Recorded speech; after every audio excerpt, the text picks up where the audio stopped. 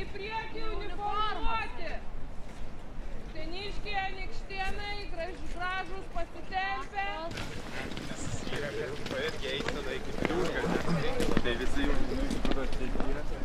Kodėl storiai ir kodėl vasario 16?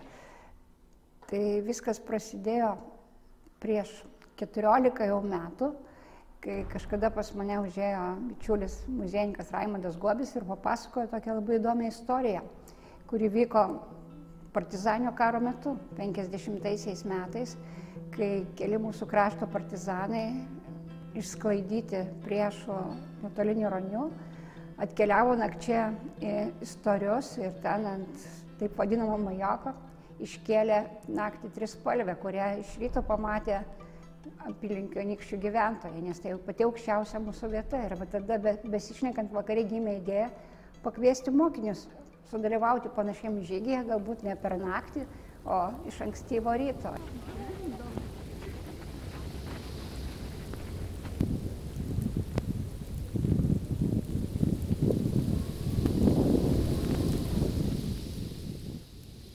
Per tiek metų galėjo tradicija netapti tradicija, galėjo numirti ir kiekvieną kartą prieš vasario 16 aš galvoju, ar šiemet eisim, bet mane labai paskatina buvusių mokinių skambučiai, žinutės, kurie parašo mokytojai, ar bus žygis. Aš nežinau, ar aš galėsiu eiti, bet man tiesiog įdomu, ar jisai bus.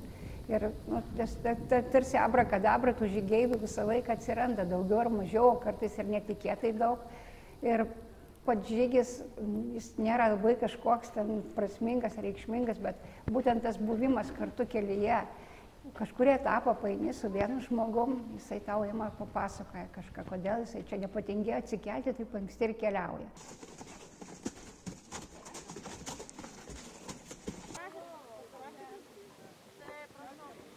Žygio dalyviai, Lietuvos himną giedot. Tėvynė mūsų.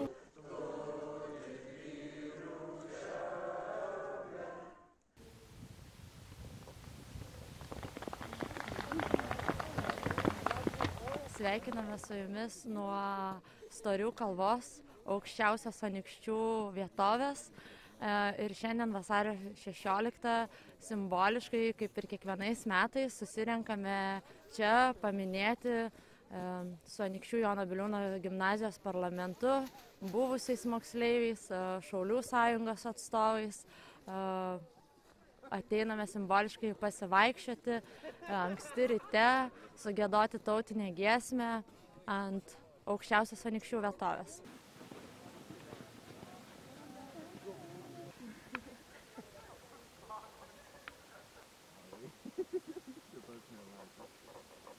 Atėjau, nes mane pakvietė mano sesė, o mano sesė pakvietė mokytoją Musteikienę. Labai gaila, kad nei mokytos, nei mano sesės čia nėra. Tačiau vis tiek labai džiaugiuosi išėjęs į šį žygį, nes pabėgau nuo miesto rutinos Kaune ir jaučiuosi taip, kad siela tiesiog atgyja. Ir dar džiugu, kad tokiu būdu galiu paminėti šią svarbią valstybei šventę.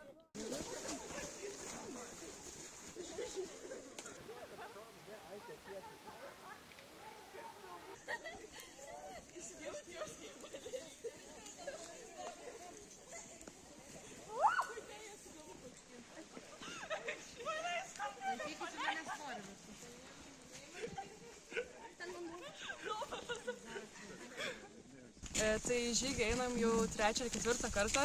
Pirmą kartą ėjome paskatinti istorijos mokytojos Jūratės Musteikienės ir šią tradiciją tęsime toliau. Tai jau po baigimo mokyklos kuris laikas buvom padarę pauzę ir vėl paskatinti mokytojas šiais metais vėl prisijungiam. Tai labai smagu. Gera, linksma.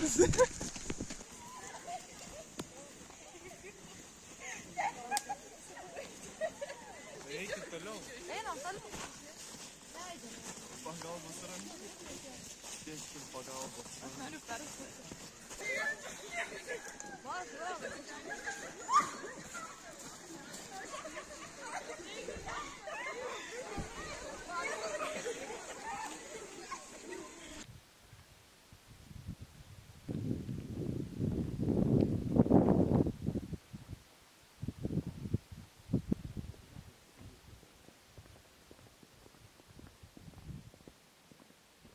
visada galvojau, bet kodėl vaikai eina ten, ką jie galvoja, matydami mūsų trispalvę ant storių kalvų, juk kiekvieną turbūt apima labai skirtingi jausmai.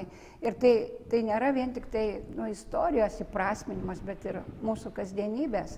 Nes kaip yra sakoma, kad vėliavą ne tiek svarbu iškelti, kiek svarbu ją nešti per kasdienybę. Tai tarsi tikėjimas ateitim, Lietuvos ateitim, mūsų valstybės, tų jaunų žmonių ateitim, kurie tiesiog mato prasmę mažuose dalykuose, ištikimybėje, draugystėje, kurie kurs Lietuvą galų gale ir saugos ją, tikiu tuo.